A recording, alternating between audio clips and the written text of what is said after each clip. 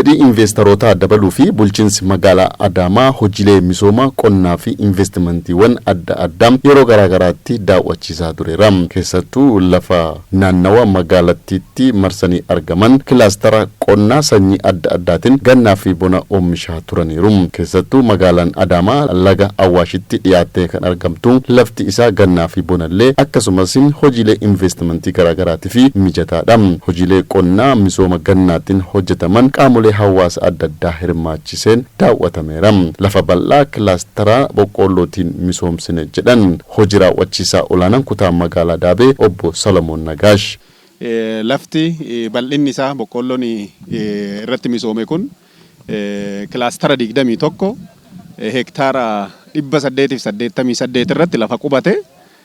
Lafa kanarratti qonnaan bulaa 1500 oltu gurmaa'ee gara tokkummaadhaan garaagarummaa tokko malee waliin hojjetanii lafa kana kilaastaraan kan misoomsanii. Kilaastara qamadii fi xaafitiniin hojiin akka magaalaa Adaamaatti hojjetame guddaadha. Kanarrattis ogeessonni qonnaa jijjiiramni jiru gaarii ta'uudha himu.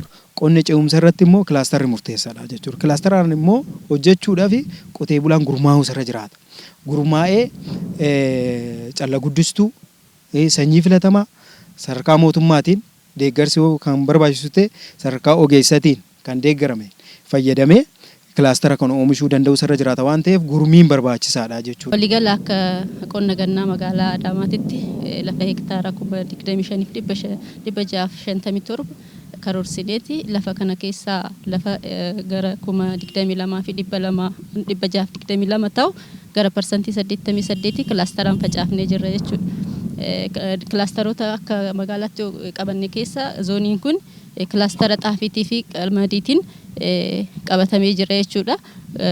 Zoonii kanatti lafa xaafii gara 644 qabna jechuudha. Isa kana uummata keenyaaf daawwachiisaa jirra jechuudha. Qonnaan bultoonnis kilaastaraan qotuun bu'aa qabaatus hanqinoonni dhiyeessii tokko tokko ni jira jedhan. Gaafa sanyii filatamu hoo tokko fide kamtu sanyii kamtu gaariidha hundi wal fakkaataa facaasaa jechuudha. Yoo dhukkubni illee dhufe isa kamtu dandamachiisa kan jedhu sanii fi isaafillee qorichaafillee qoricha wal fakkaataa fayyadamuu jechuudha. Warri qonnaa kun aantummaa gabareedha. Warri qotee bulaati aantummaa itti aanuu qabdani. Qorichi biyya alaatti dhufeetoo asseen kun warri qonnaa kun oduun beekisseena hamma isaan naggaadee bira durseetoo ga'u oduu nuuneemii seenee nuuneemiin immoo gabareedhaan waraabse of fuulduraaf oduu akkas ta'e kana kilaasteraan qotuun wassaan barbaachisaa. Hirmaattonni daawwannaa kanaas hojiileen jiran waan nama jajjabeessuudha jedhaniiru. Misooma irratti tapha olaanaa akka taphatu argineerra. Industirii kanarraa biyyattiin keenya akka guddachaa jirtuu fi of duraaf immoo wantoonni akkana nuti investoroonnis irraa muuxannoo fudhanne baay'inaan gara industiriitti akkaataatti deemuu qabnu hubannoo irraa fudhadheera. Kan boqqollos kan xaafiis haala gaariidhaan ilaalle waan ta'eef kun immoo maaliif ciminni keenyas timaatimas argineera waan ta'eef amma kan mootummaan dargaggoonnis gurmaa'anii hojii kanarratti bobba'anii haala gaariidhaan oomishaa jiru waan ta'eef kun immoo haala gaariidhaan itti fufuu qaba kan nama jajjabeessu kan nama dammaqsu waan ta'eef baay'ee bareedaadha kanumaan yoo itti fufuun baay'ee gaariidha.